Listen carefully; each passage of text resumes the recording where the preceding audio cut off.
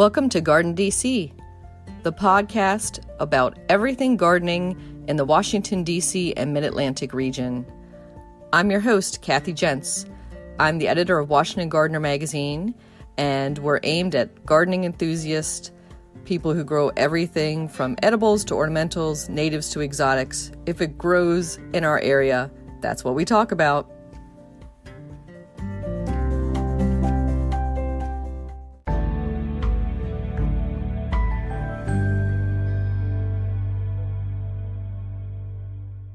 This episode of GardenDC, we're joined by Louisa Zimmermann-Roberts of Thanksgiving Farms in Adamstown, Maryland. Welcome, Louisa. Hi, it's good to be here today. Great to have you. And Louisa is a houseplant and indoor plant, I'm going to say indoor jungle specialist. Her Thanksgiving farm has a wonderful selection of plants, and we'll dive into all of that in a few minutes. But first, we're going to talk about you, Louisa, and maybe some of your background of Thanksgiving Farm and all the different offerings there, aside from houseplants, before we dive into all things indoor gardening. Okay. Well, my name is Louisa Zimmermann-Roberts. Our Thanksgiving farm started as a produce business. My mother was one of the first women to receive a business loan as a minority in the 70s, and that's why our name is called Thanksgiving Farms, because she was very, very thankful that she received the loan. We started about a mile away on one farm, and then we moved to the farm that we're currently on in 1979. We got into the greenhouse because we wanted to grow our own starter plants for out in the field, and really it just blossomed from there. Next thing you know, we put up one, we put up two, and now we have 40 greenhouses, and we're mostly a garden center now. We do still have our 57-acre produce farm where we have a CSA, which is a community supported agricultural.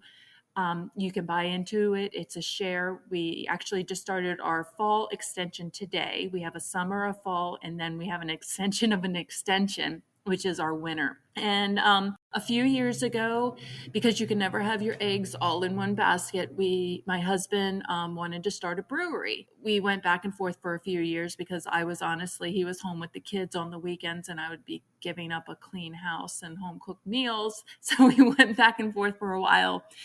And I allowed him to do a brewery. And if he was going to open up a brewery, it was going to be on the farm. And that took a few years. But I am happy to say we now have Mad Science Brewing at Thanksgiving Farms. And I am so proud of him. It's only open on the weekends, Saturday and Sunday from 11 to 5. And he has quite the turnout. I am very, very proud. So in one location, you have two businesses. You have Thanksgiving Farms, and then you have the brewery. And then on the weekends, we also bring in food trucks, which is always fun, and live music occasionally. We will have music Saturday and Sunday. You would just have to check our Facebook page. But we started in the produce business, and we did farmers markets 4 to 5 days a week. And that was a lot of work. Going back and forth. Most of our markets were in the DC area. I don't know if you are familiar with the RFK market, and yeah, that was our big one. We did that one for a long time until it actually got too dangerous to go. And then we did the ones in Baltimore, the bigger markets, until we wanted to reduce our carbon footprint and get our big trucks off of the roads. So that's why we started the CSA about, I want to say almost 10 years ago, and we now have over 200 members. So we're no longer doing farmers markets. Everything is strictly based out of our address here. It's just all here, which is the garden center where I grow all of our plants. I guess I should mention that, in our greenhouses. And I don't use chemicals. I do use a fertilizer. And as you probably guessed by trying to set up this podcast, we are very, very old-fashioned here. Like, my orders are still in a notebook. That is how old-fashioned. I'm actually using this computer for the very first time for this podcast. So thank you. Well, we're going to drag you into the 21st century. Oh, yeah. Regardless of how much a fight I put up. But yeah, the important thing is those plants, and Yes. all we care about is those. So the technology behind them is lesser importance. Yeah, we actually draw. I do a because I can grow the stuff here, and I do a lot of my own cuttings and a lot of propagation myself. That we have an eclectic array of plants. I like more the odd and unusual. So our clientele actually does draw from DC, Baltimore, and Northern Virginia. And it wasn't until the pandemic when like local cities and stuff were putting together these Facebook pages that people in Frederick even know we were here. So now we like doubled our demographic these last 2 years. And so it's been a whirlwind of 2 years. That's great. And for those who are outside the DC area, let's explain kind of where you're positioned. So you're north of DC, a little, is it to the west or south of Frederick, Maryland? I'm not sure. I know you can take 270 or 28 up from DC. We're about an hour from DC, and you go towards Frederick, and then once in Frederick, you take the exit for Buckystown, the southern exit Hmm. for Route 85, or you can come up 28. And the other thing that's in your neighborhood, so to speak, is Lilypons Water Gardens. Oh, So yes, yeah, yes. if you're ever doing one, do the other, do both in one trip. Yeah. Did you know our farm was the original Lily Ponds? Three. No, I didn't know It that. was the original. It was called Three Springs Farms, and we actually have the original spring across the street where they worked out of. It was originally part of our farm. When my parents moved in, they bought the spring house across the street, and then a few years ago we bought the house. So now our farm is back into the original. But Agnes came through, I want to say in the late 70s, and destroyed all of the ponds on our farm, so they moved to their current location. Yeah, and we're just like 3 miles from Lily Ponds. So definitely, if you go there, you should come here too. Yeah, and vice versa. Yeah, make it a whole day trip out there, and of course take advantage of the food trucks and the Mad Science Brewing to hang out a Oh little yeah, bit. the weekends are always fun, and the food trucks in Mad Science is open all the way, and we're open all the way until December 24th. So Oh, that's great to hear. And I was going to say that you have other family members that help you in the business, and I know you have a few kids that are looking to join the business. Do you want to talk about that for a little bit? we can, like I said, we grew up on this farm. My parents, they moved to this farm in 1979, and I have two older sisters, which are my natural sisters, and then my parents adopted five Koreans. I have five Korean siblings, but they decided to take other courses in life, and we're very proud of them. Darby and I are pretty much the only ones. Darby is the oldest. And then there's Melanie, and then there's myself, and then Shannon, Susanna, Austin, and Trelawney, and Joshua passed away in infancy. But out of all of us, Darby and I are here every day. Melanie is not a full time employee, but she does still help out here. And the other kids, I call them kids because there's such an age difference between us. They went on to become awesome. One is stockbroker, one works as an air traffic controller up at JFK. The baby Trelawney is a doctor, and then one is a stay-at-home mom. So we're really proud of them too. But they just didn't have any desire to stay, or they couldn't run fast enough, or I couldn't run fast enough. Laughing that the baby is the doctor, not a baby anymore. No, he's not. He will always be the baby. I put him Yeah. on the bus, and it's just Uh-huh. that there's 13 years between us, so he's the baby. And so your own children were brought up in the business. Are any of them looking to join in? Yeah, I started bringing them when they were 3 weeks old, and my oldest is in college. He will be 20 in December, but I think he has a love of the garden center part, but he's pursuing a career in biology right now. So I want to give them all the option. They must get their education, and if they choose to come back, they can come back. If they don't want to, that's fine too. And then Skylar, he is 17. He'll be 18 in November, and he is in love with farming. He loves the field part of it, and he doesn't know what he wants to do. He's a senior this year, so he'll probably go to a local community college and still continue to work here. And then Oak is 14, and we're not sure what they want to do yet. But they're my husband's sidekick. They're here at the brewery every weekend. They do Mm. checkout. They run the kegs. They know all, a 14-year-old knowing all about beer is kind of funny. But there's always opportunity. I would be tickled pink if they came back, but it's really up to them. Hmm. Um, Well, nice to know that there's probably a future there and that they're so involved right now. and my kids would be the only kids because Darby and Melanie, they didn't have any children. Hmm. So time will tell, you know. Hmm. And aside from being a family business and the farm and things, I know you were just doing cutting gardens for fundraising. Can you talk about those cut flowers a little bit?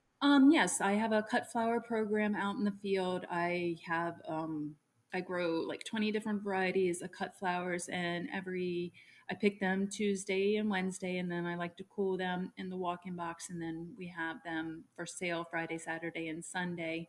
And I used to sell them for $10 a bunch, but once the pandemic hit, we realized, you know what, people need an uplifting thing. They need something, so we slashed the price to $5, and we decided that because the pandemic was so good to us that we need to give back more.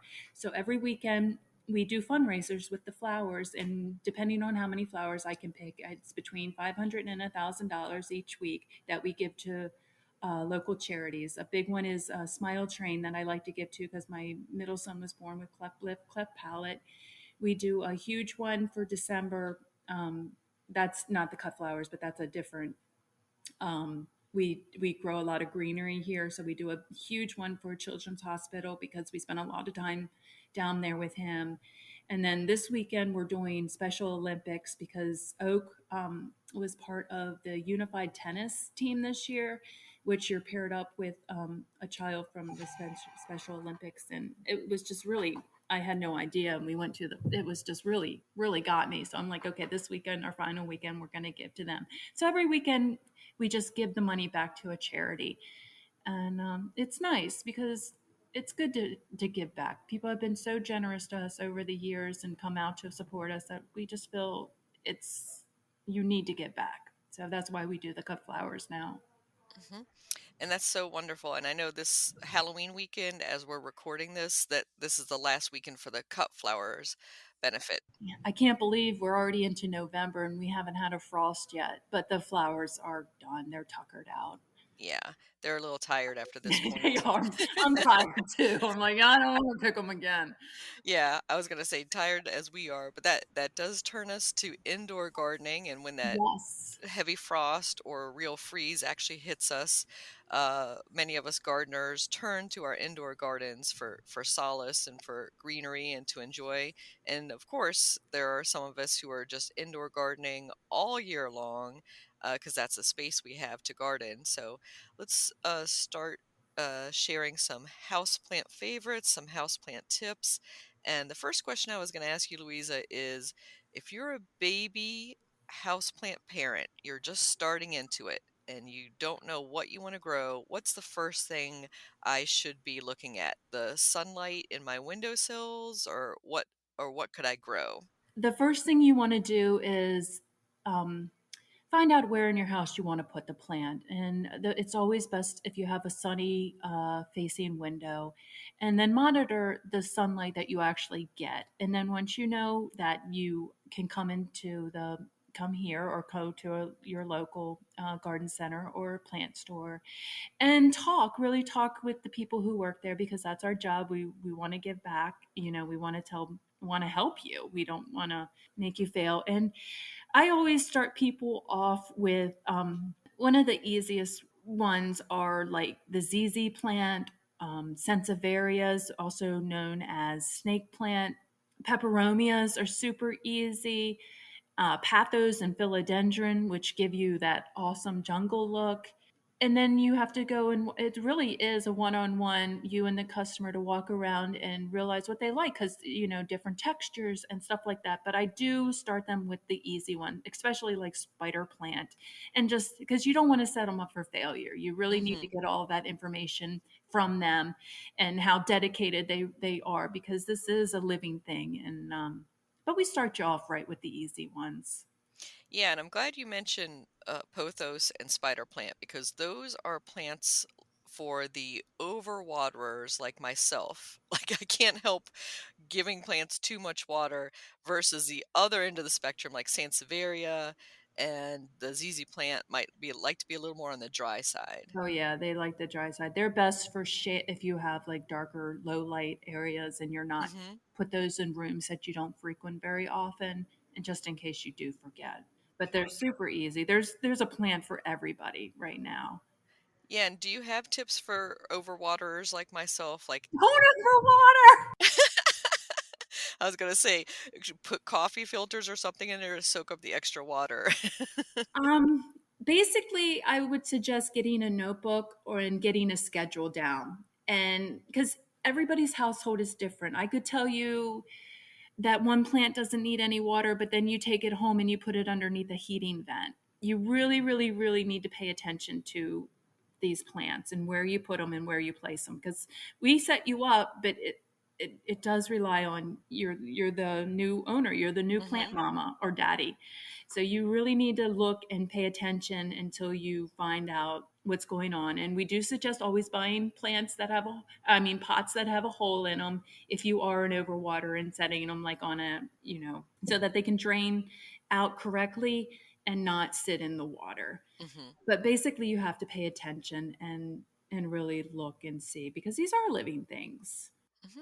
And that's a great point that, all of our plants in our household, depending on how dry you keep your house, how warm you keep it, Yeah, everybody has a different, it's all different. and if you're having your plants, say, at your office, your place of work, that you could be Yes. very drafty with doors opening and closing. And you're not going to be there on the weekends, so you need to have plants that are hardier. But make a list, know what you want, where you're going to put it, what the thing is, and we will hook you up with a plant, because we want you. Because the growing plants is amazing. It's very satisfying. They've actually done studies that it improves your mood. Especially in your office, it reduces fatigue. Um, it eases dry skin because it takes everything out, it releases moisture into the air. And stress, it's a great stress reducer. We do suggest getting some plants because it's helped so many people during this pandemic. I cannot even stress how much people have. They're actually calling them, I read, air purifying pets. They're no longer plants or foliage. They're your air purifying pets. So it's just cool. Yep. So it's like your green babies, your green Yes. petable, and some are more petable than others. Like I love African violets, like the whole Gesneriad family. Oh, they're beautiful. Oh, have you seen those Russian African violets? No, tell me about those. Oh, they're like unusual colors. I think it's actually, if you Google Russian African violets, there's a person, we were going to invite him here right before the pandemic hit, and then we just couldn't do it anymore. And just look it up. It's just really cool. Just different Mhm. colors, doubles, variegated foliage, just very, very cool. Yeah, I have some double flowering and pink and streaked flowers, but in general, the foliage is, the straight green. So it'd be interesting to see variegated foliage on a Yeah. violet. And, aside from that, I also love the Streptocarcus, and Streptocarpus. And I was gonna say another Gesneriad that I love is they're just full of flowers all the time. They're always sending up flowers. That is one of the trends of 2020 too, is to have flowering house plants. So we're going to have to get on that bandwagon and start looking, because most of the house plants we grow now are just for the foliage and textures and stuff like that. Because once you introduce those flowers, that's a whole nother ball game right there. Hmm. And I was gonna say that there's one, I guess the common name is like purple love plant. It has those purple fuzzy leaves, and Oh yes, yes. Oh, I can't.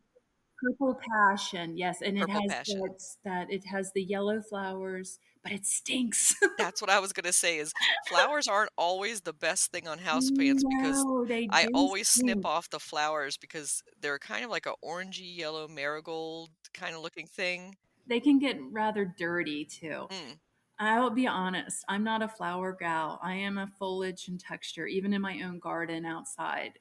Flowers come secondary because I think a plant needs to stand alone on its foliage and its texture because you don't have flowers all the time. So that's my two cents mhm. on that. And I'm always surprised too by some of the houseplants that do flower that I wasn't expecting a flower on, like calathea. Yes, yes. I actually had a Dracaena that recently. It's probably 10 years old and it just put up a bloom and I'm like, "Oh my gosh." But probably the easiest one that to grow that if you want flowers would be the Hoya. The Hoyas are Mm. beautiful, beautiful flowers, and they give you that elegant, drapey, shiny leaf, and it's pretty much gives you everything. Gives you the jungle vibe. There's different leaf textures. It's variegated, plain, but those flowers, man, those flowers are gorgeous. And they're long lasting. They kinda have like that waxy look to them. Yeah, yeah, they're beautiful and so exotic. I one actually we sell a lot of Hoyas and one bloomed in a hanging basket, and it just like made my week. I was just like, ah, because you feel like a queen or a goddess when you get one of these things to bloom. You're like, I did something right. So even for a professional grower, the excitement is still there. And I was gonna ask for flowering houseplants, do you, recommend any fertilizer to add, or, how would you encourage that flowering?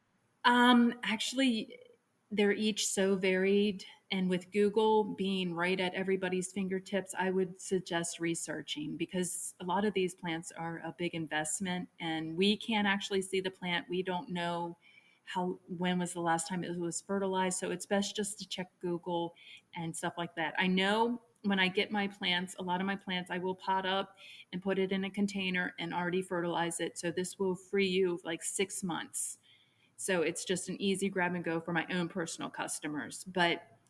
And I like Osmocote. I like the slow release fertilizer, so it doesn't, so it gets a little bit at a time instead of, because sometimes you can burn a plant with fertilizer, depending on the plant. Mhm, that's a good point, that too much fertilizer is not a good thing. And like we're going into fall right now, and some plants they go semi dormant in the wintertime and fall and they don't want fertilizer. So you really Mhm, have to research your plant and know when to fertilize it and when not. And like some plants, they prefer to be root bound, like the palms and the Dieffenbachias and the Aglinimas, they prefer to be root bound. And so you really need to research each plant. You can call us or you can tell us, but it's not a one size fits all. yeah, it's such a wide world of plants out there, and Yeah. that does bring up the repotting question. So, I see so many indoor gardening influencers and experts saying to repot your plants every 2 to 3 years, but I'm thinking that's a little bit much for most houseplants, and you were just saying that a few prefer to be pot bound, so It does. yeah. They do. You really have to, it goes back to researching. I mean, if like sensitive areas, they'll let you know when they need to be repotted because they'll break your pot. They'll grow right out the That's roots. a good indication, yeah. Yeah, that's a good one. And you can pretty much tell, you know that you fertilized it and it's still getting yellow leaves and you have to water it like every 3 minutes. Yes, then it needs to be potted up. But I would only suggest going an inch or two. Two, you pot it up too big, and then if it's a plant that's prone to root rot, you can rot the roots because it doesn't dry fast enough. So, but if you stick with the easy ones like spider plant and ZZ plant, peperomias, you can't go wrong. Dieffenbachias, Sigoniums, which I think now has a new name. It starts with an N, NEP, something or like that. The butterfly plant, you know what I'm talking about? The Sigonium. Mhm. They're so easy to grow. It all depends. I'm going on a tangent. I'm sorry. No problem. Well, I guess we can talk about individual categories of plants. So, for maybe the small succulents, the little collector succulents, When you pot that up, you'd want a different potting mix, right, than most of, say, the tropical plants. Yeah, well, we sell, you want the cactus mix, something that's with more perlite and vermiculite and stuff like that, just so that it drains easier. Keep those in a smaller size pot also because they're prone to root rot. And it, well, it depends on which ones. But a lot of those little tiny ones, you can grow them big, but they're so reasonably priced that I wouldn't put too much stress into it. I think we sell ours for $3.99. You know, the little minis that you set on your countertop. You know, just Hmm. enjoy them, and if they don't do good, you can toss them. It's not a big investment, but if you're investing money, like some of these plants are going for thousands of dollars. Yeah, and that does bring up the whole collector's craze for certain plants. What are your most in demand or rare plants that people come in and ask for? What do they ask for? They, everybody wants pink princess philodendron, and everybody wants Thai constellation, and you know the alba, the variegated monstera. I don't sell any of those. I am too frugal to do that on something that can die. And it is just a fad right now. I think houseplants should bring you joy. Houseplants should not make you nervous and on edge if you're going to keep it alive. Does that make sense? Hmm. Yeah, if I spent $1,000 on a Monstera cutting, yeah, I would be staring at that 24/7. Yeah, and I just refuse to get on board on that. I think houseplants should be fun. They should give you something in return. I just, plus I can't get them. If I'm being honest, I don't have any access to get them. They're so rare. Like there's still, like I go to my wholesaler, and there's still limits on how much I can buy. I can get 3 of this, 2 of that, and that's it because the demand has been so high. But I do have some unusuals every now and then, like different Hoyas. Are popular. Different Aglinimas are popular right now. The stuff on the poles are really popular. I can't even pronounce it. It starts with a D. See, I'm so old fashioned. I really didn't know much about houseplants until I jumped headfirst into it about when it started about a year ago, 2 years Mm. ago. I don't know. We've been in such a whirlwind these past year.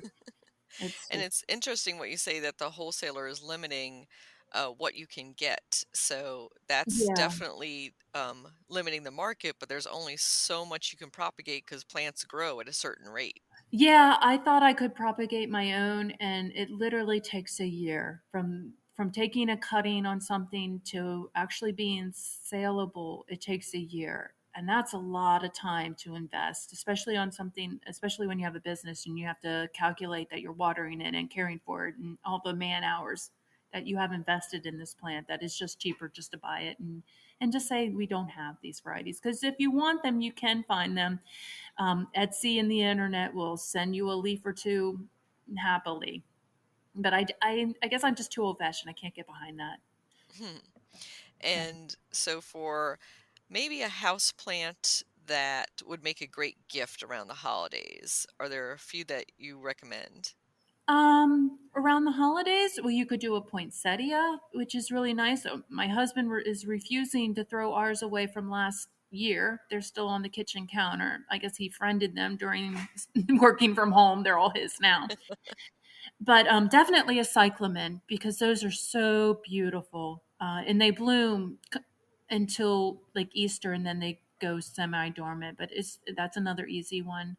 Um, Paperweights are really nice to give as a gift because they smell so nice, and definitely amaryllis bulbs. Hmm. Oh my gosh, we have so many. They come out with so many neat ones, the doubles and the exotic colors and the different um, leaf shapes. Definitely give one of those. Those are beautiful. Yeah, I love those. Yeah. So any of those would be nice. Or if they're into cooking, you could give a topiary of rosemary or lavender.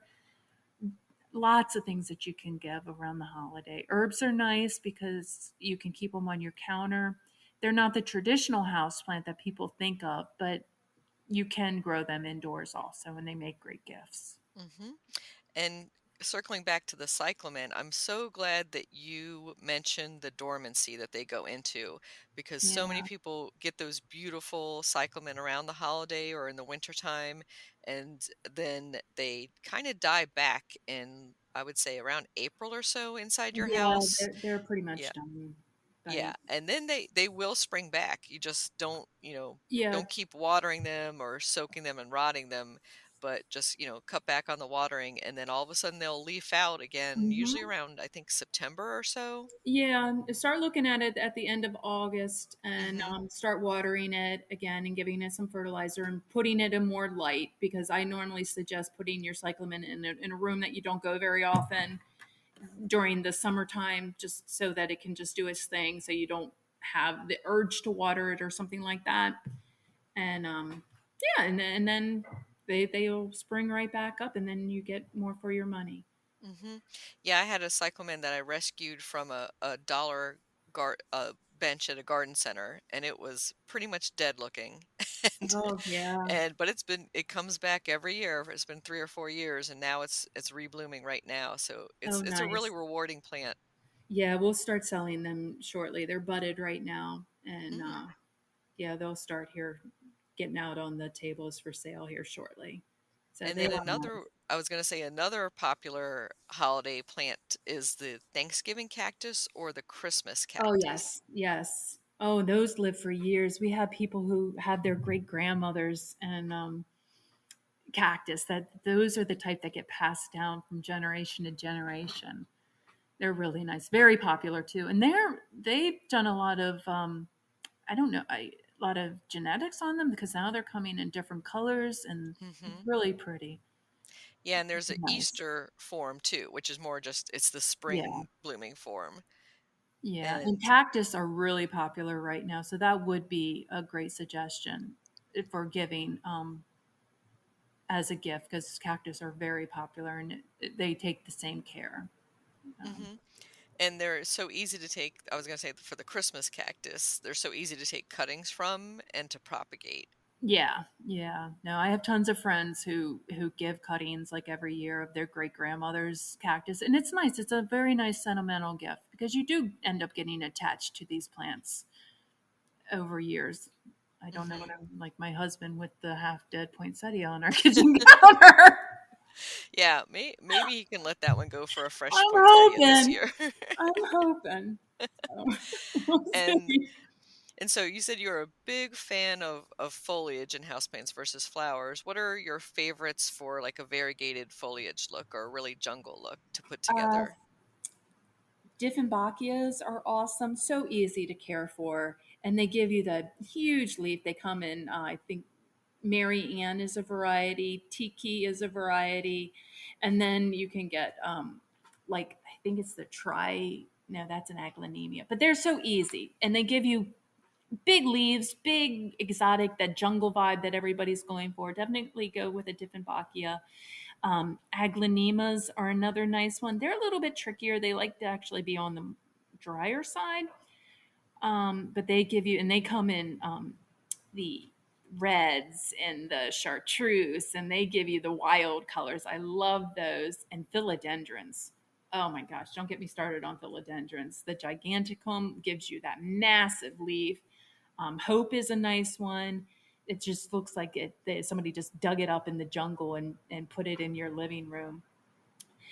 And I'm a sucker for the domino peace lily, which is beautiful. That's another one. The peace lily is nice if you're looking for a flowering plant. Super easy Hmm. to grow. And they have the domino and then they have the pinstripe. So they do come in different varieties if you're looking for something different. The philodendron is such a huge category that you could just go crazy in that one for days. And I Hmm. love bromeliads. Um, those are nice too because it's the texture and it's the shape that I like, and they're super easy too. So I don't think I have a favorite. I think I like them all, but for different reasons. Yeah, and that's a true houseplant lover when you can't choose a favorite. Yeah, like I don't have a favorite plant either. I just love them all. And for the bromeliads, they do have that flower spike, but the rest of the year you get that beautiful foliage on them. Yeah, that foliage. And that's one that can go outside and inside. It's not really prone to bugs too much, so it's super easy to keep that alive for years. Hmm. And that does bring up some of the issues that you could have on houseplants. So, like either a fungal issue or little insects or white fly. What do you recommend, especially for white fly? That's a question I hear a lot. Air circulation, put a fan in your room, cut back, watch your watering, make sure that there isn't any stagnant water in the bottom of your pots. But mostly air circulation. Maybe open your window once a week to let the air in and and and to clean out, the stagnant air. But Hmm. other than that, yeah, some of them are prone, especially mealybugs. Mealybug is my nemesis. When something gets mealybug, because I don't use chemicals here, I just toss it. It's not worth trying to neem it. You can use neem oil or soapy water and stuff like that. But I'm just like, out of here. Get out of Hmm. here. So, Yeah. but yeah, mostly if you do have a problem, see if you can find something organic because the houseplants are really tender and they are susceptible to burn. Some of the plants they don't like the strong chemicals and it can have a negative effect on them. Anything organic. Yeah, and I think if you start to see a yellowing leaf, people start to panic. So, what does that indicate to you usually when you see that, Louisa? Uh, that could be one of so many things. It could just be that the leaf is done and it naturally turned yellow, cut it off. And my first thing would be cut it off and see if more leaves turn yellow. Because it could be lack of fertilizer, it could be overwatering, underwatering, or it could just be that, we shed our skin every day. The leaf is just done and it's going to put out new growth. You really just have to look and see. You really just have to alleviate all of the things until you can find what is actually causing it. Hmm. So, don't panic. No, no, don't panic. Don't panic. Cut off the leaf first, get rid of it. And sometimes, like if it's a palm and just a few leaves are getting some timber, you can just cut off the leaves on the palm. Don't cut off the whole stem. And just monitor it for a while and see if it's turning more. And if it is, always look and see if your plant has a strong smell to it. If it does, you can smell the rot. If you can smell it, it's an overwatering problem. And then let it dry out. If that's the problem, don't water it for a few days. Sometimes you have to actually repot it in new soil because the soil is so saturated that it would literally, by the time the soil dried out, your plant would be dead. So if it's truly saturated and you have like green fungus growing on the top, I would suggest repotting it in new potting soil and see if that is the problem. But yeah, you can smell that one. So, follow your nose. Follow your nose, and yeah. So And I was going to say one thing I've noticed, especially when you buy houseplants in the colder time of year, and you're bringing essentially what's a tropical, plant maybe from the equator, home during the winter time, and it gets exposed to those freezing temps for a few hours just on the car ride home or something, that you can immediately have a little bit of a leaf drop just from that change in situation going from your greenhouse home. that is because you're taking it from one environment to another. So it takes a while for it to get acclimated. So Hmm. that should be, especially in the wintertime, not so much in the summertime, but definitely in Yeah. the wintertime, especially if you're taking it from a greenhouse that has been taking care of it every day. Yeah, but they normally bounce back. They'll bounce back. Mhm. Don't fret too much. Yeah, so I would say if it initially is doing some drop of leaves or something when you bring it in, it could just be I would call it transplant shock, but it's more like moving shock from Yeah. going home. And do you have any tips for getting a tropical houseplant home in the wintertime and protecting it? Well, they suggest getting more humidity into your house, and you can use grow lights. I'm not too familiar with the grow lights, so I don't have one that could suggest. But I know people put down the pebble trays with the water in it, and that helps with the humidity. You could get a humidifier. Basically, and most plants want to be drier in the wintertime because they are going dormant. They don't need the care that they had in the summertime. And if you have a problem, Google. I cannot stress that enough because you No. can ask Google at 11 o'clock at night. I'm not going to answer you at 11 o'clock at night. So if you have in the middle of the night craziness, Yeah. don't call Louisa, but yeah, but she'll be happy to talk to you at other times. Oh, absolutely. Yes, and call your local garden center and we'll walk you through. But some stay with the easy plants. You can get a humidifier. You can get a grow lights, especially because the sun is strong, but you're not getting as much sun and especially at a different slant angle. So that Mhm. grow lights would be a good investment if you do have a lot of house plants. And so you and I are both pet parents and plant parents. Yeah. So let's talk a little bit about having houseplants in a household with cats and dogs. Oh, yes. How do you protect them from each other? Well, depending on your cat, if your cat is an eater or your dog is an eater, I say don't even add that to the mix. Do your don't get the toxic plants. There are lots of plants that are cat safe, like and dog safe, like spider plants and the parlor palm. Calatheas are good, peperomias, African violets, bromeliads, Venus flytraps, the prayer plant, which is really popular. There's tons of plants that are safe that you can pick from, and just don't even because I would probably sacrifice a plant over my pet any day. Hmm. And yeah, I would say African violets are a great choice because I have those in my Yeah. bedroom windowsill and they are being used right now as cat pillows. So they just put they break off the flowers, but they love that texture for just Oh laying down yeah. on, even Or though they're you can chewers. get them their own plant. A lot of places are selling the cat grass Hmm. and just give them their own plant and keep if you want them more you're in love with a certain plant, put it in your bedroom or put it up high where they cannot get it. You just don't want that to happen. And I do take that very seriously. And sometimes I do forget which one is which. So somebody will ask me, is this dog safe? And I always want to give them 100% true answers. So they will see me Googling because I cannot remember all Hmm. of it. So, And I was gonna say that a glass case, like a Wardian case or a yes, dome, yes. depending on your household. Obviously, if you have a large dog that would knock over the glass, that's not safe either. Yeah. So, but stick with the safe ones and then venture out into the Hmm. other ones.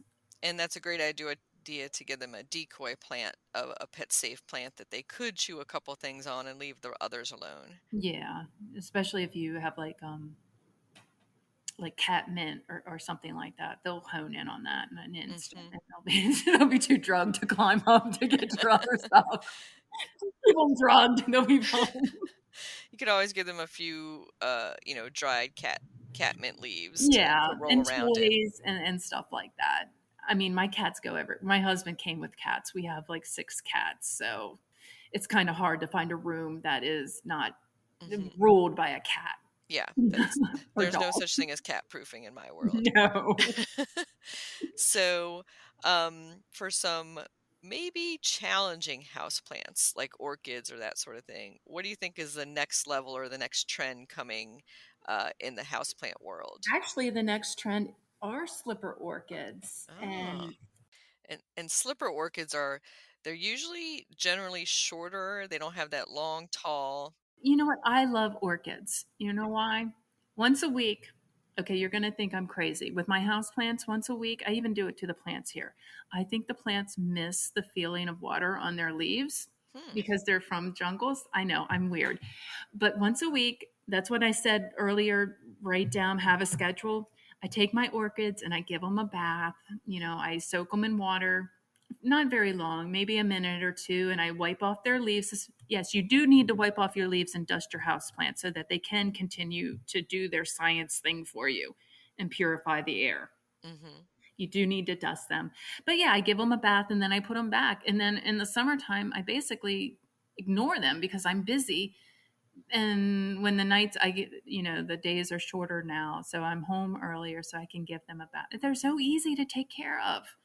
You can abuse them and when they bloom, you just wash them and give them their bath. Nice. So the slipper orchids, they're definitely on the more expensive side They because are. yeah. They are. but they are so beautiful.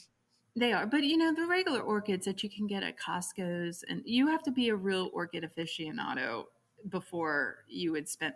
Like, have you ever gone to Homestead's orchid extravaganza? Hmm. Oh, all of the orchid societies get together. Oh, it's amazing. If you just go to Costco, or you can come here, just get an orchid, and it's just, they're beautiful and their flowers last so long. I think that's one that you definitely get your $18 to $30 back, Oh, just in the yes. joy Yeah, that you from getting them. definitely. Yeah, and if you're super into orchids, definitely attend a Orchid Society meeting where Oh yes. people are giving tips and trading plants and having orchid auctions so you can get really crazy about them. Oh yeah. And look into Homestead's orchid. I don't remember when it is. I think it's winter because Hmm. January, I think maybe. Yeah, we'll look that up and try to share that. Yeah, that is definitely a go-to. It's beautiful. And go to Longwood Gardens if you're going to venture into orchids in their orchid display. And that's usually around February, March each year at Longwood Gardens in Pennsylvania. Yeah, definitely go there. Okay. Beautiful. So there's a couple other houseplants I was going to ask about that maybe you're not a big fan of. Like, how about ones that like have pointy, sharp tips, like crown of thorns or agave? How do you feel about those? Don't ask me about agave. I have a whole house full of succulents. Succulents were really popular, but 5 years ago. I don't know time. I don't know what day it is. But it was a while ago. So I have a whole house full of succulents that I've been propagating for years. And I was just in there the other day cleaning the agaves, and like, why do I do this to myself? Go with a mangave, the ones that look like an agave, but it's a cross between a manfreda, I can't pronounce it, and an agave. You get the look of the big leaves, but no spikes. Yeah, so much better for a household, especially if you have small children or you keep poking yourself when you're cleaning the plants. Yeah. And those, like the bunny ear cactus, oh my gosh, those thorns just get on you. They're beautiful, but that's for a certain person. Hmm. And that person is not me. Yeah, thorny plants can be an issue. And then the other side of the spectrum are the beautiful ferns. And that's one maybe we can wrap up with. We haven't talked a little bit about ferns. So, rabbit's foot ferns with that really fun, Oh, they live for years too. mhm. I would stay away, if you're new to it, I would stay away with like the Boston ferns and the ones that drop their leaves in the wintertime, just because there's just such a mess. They're beautiful in the summertime out on your front porch where you don't see them. But stick with ones like staghorn ferns and all of the bird nest ferns and the rabbit foot, any that have the bigger leaves, those are good. Yeah, I'm a big, big fan of those, especially if you have a low light windowsill Yeah, situation. yeah, They can take low light, they can take a little extra moisture. they can. Maidenhair ferns are so pretty, but they do tend to be a more high maintenance. They do need their water. I actually put those in a dish here and bottom water them just Hmm. so that they can get enough. But you have to Can, check it. Sometimes you have to dry them out. and can you say that name again? The maidenhair Oh, the ferns. maidenhair ferns. Okay, yeah, definitely. All Yeah. right. Well, any final houseplant advice? Um, Definitely get on board with the houseplants. It's so fun, and they really start at all price points and all levels. Know how much commitment you want to go in and do it, because it is a fun. And then you can buy the accessories. You can buy the cute little pots that go with it, and the macrame hanging. It really is. Houseplants right now are a huge crossover into decor and home decorating. So they're Hmm. being used as home decor. I mean, just look on Pinterest or any of those and you'll know. But yeah, definitely get into it. Know where you want to start. A lot of these people, they need to know their budgets. Hmm. And yeah, just go for it. Come and talk to your local garden center. If you are just starting out, I would suggest going to a garden center versus the big box stores, just because you're going to get the knowledge that comes with it. And we are here to help you. They're just turning there. They just want to turn over, they're just clinging to the latest fad. Exactly. Thank you, Louisa, because that personal service and help and that hand holding in the beginning is so essential. It is because each plan is different, and you want to succeed. We want our customers to succeed. Great. And how So, can people contact you? so follow us on Facebook or Instagram. It's Thanksgiving Farms. We're the one in Adamstown, Maryland. Definitely like us and follow us on that, because that's where I put all of the updates, all of our classes, and stuff like that. And Yeah. we'll get that up in the show notes so people can find you directly there, because I know you're pretty active and you're answering questions and interacting people. Yes, and I do answer the questions at 11 o'clock at night because I have no life. The plants are in the garden center are my life. So, Yep. Well, I can tell that. I can tell your love of plants, Louisa, and thank you so much for joining us. oh, it was an honor. Thank you for inviting me.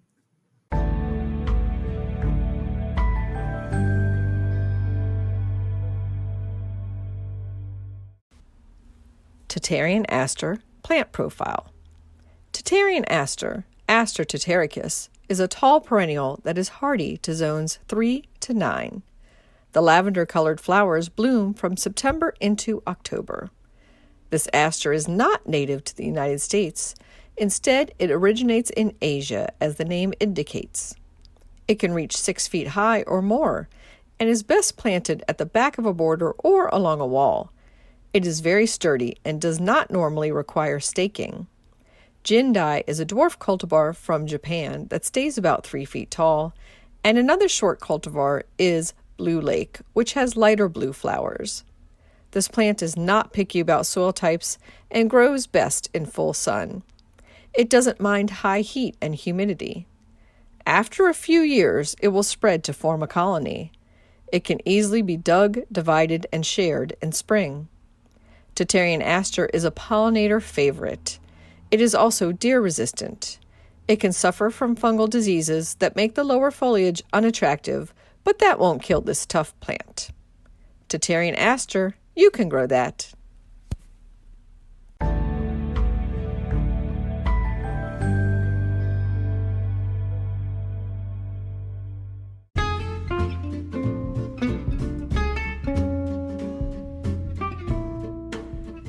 What's new in the garden this week? Well, we've gotten a couple heavy rain days, so it's pretty soggy out there. And once it starts to dry out a bit, we're going to pull our tomatoes and peppers and put in our garlic. And back in my home garden, we'll be putting in our spring blooming bulbs. And speaking of bulbs, they're starting to go on sale at local garden centers. So check with your local independent garden centers. They're starting to mark them down as it's starting to get to be the end of the time for planting them. So check out the selection near you. And a couple of events I wanted to call your attention to. One is at Homestead Gardens in Davidsonville, Maryland. They are having their holiday preview party on Friday, November 5th from 6 to 9 p.m. And that's always a fun occasion and great way to jump off the holiday season. Also happening locally at Green Spring Gardens in Virginia, they are doing a garden talk on cacti and succulents. So if you didn't get enough discussion of houseplants and cacti and succulents in today's episode, check out that class. It's $12 per person, and you can register online through fairfaxcounty.gov, the Parks Division. Free talk coming up is being sponsored by the Potomac Rose Society, and that's Sunday, November 21st from 2 to 4 p.m. Preparing your roses for winter, and then an open Ask Your Garden Questions of a Master Rosarian session. So that is taking place virtually online, and you can sign up for free at the potomacrose.org website under their events tab. And then a couple dates to save on your calendar and prepare for. Our magazine, Washington Gardener, is hosting our annual seed exchanges this winter on Saturday, January 29th at Brookside Gardens, and then Saturday, February 5th at Green Spring Gardens. So save those dates in the calendar. We'll be putting up registration information soon.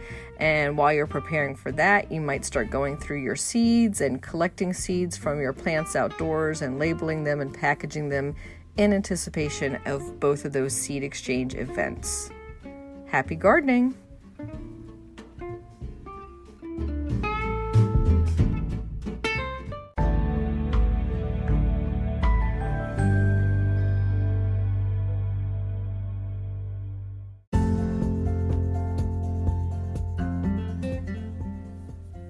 Thank you for listening to GardenDC. You can become a listener supporter for as little as 99 cents a month by going to anchor.fm/GardenDC/support. Another way to support this podcast is to subscribe to our monthly digital publication, Washington Gardener Magazine. To do so, go to WashingtonGardener.com. Thank you.